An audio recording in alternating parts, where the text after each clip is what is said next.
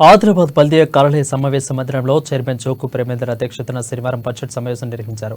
దాదాపు 96.31 కోట్ల రూపాయలను ఆదాయం బల్దియాకు సమకూరినట్లు నివేదికలను ప్రవేశపెట్టారు. అందులో జనరల్ ఫండ్ కింద శానిటేషన్ కార్మికులకు ఉద్యోగుల జీతభత్యాలు, కరెంటు బిల్లుల చెల్లింపులతో పాటు ఇతర నిర్వహణ ఖర్చులు గతంలో చేపట్టిన పనులను వినియోగించుకున్నట్లు కమిషనర్ వివరిస్తున్న నేపథ్యంలో రభస జరిగింది.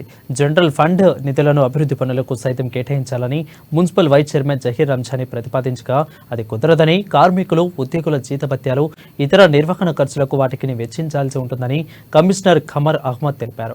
ఇలా అయితే ఆస్తి పన్ను ట్యాక్సులు కట్టనివ్వకుండా చూస్తామని వైస్ చైర్మన్ అనడంతో ఇరువురి మధ్య కొంతసేపు వాగ్వాదం చోటు చేసుకుంది. ఒకరిపై మరొకరు మాటలు తూటాలు పేల్చుకోవడంతో సమావేశంలో ఒక్కసారిగా గందరగోళం నెలకొంది.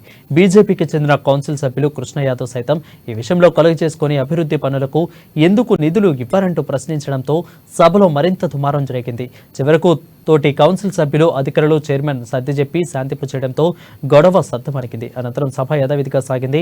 అటు గారడీ అంకెలు కాకుండా వాస్తవానికి దగ్గరగా ఉండే బడ్జెట్ను రూపొందించాలని కౌన్సిల్ కలాల్ శ్రీనివాస్ కోరారు.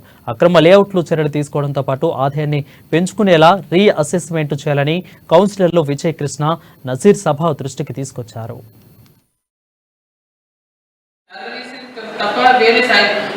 కూడా పేమెంట్స్ ఉన్నాయి. బ్యాలెన్స్ అనేది ఏమి లేదు మేడం.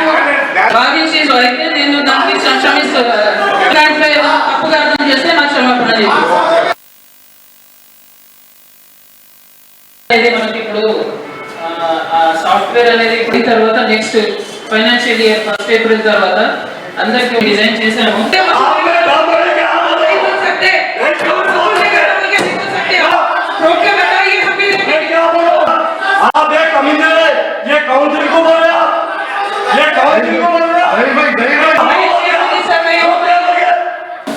మీ కోఆపరేషన్ కూడా ఉండాల్సి ఉంటుంది. ఇది అవసరం లేదు.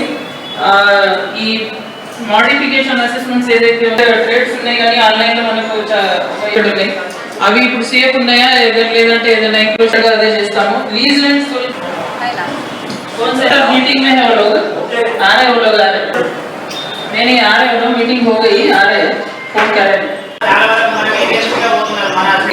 ఈ ప్రజాపాలనలో ఇప్పుడు గృహ జ్యోతి ఇంకా ప్రతి ఒక్క ఇంకో నంబర్ ఉంటుంది.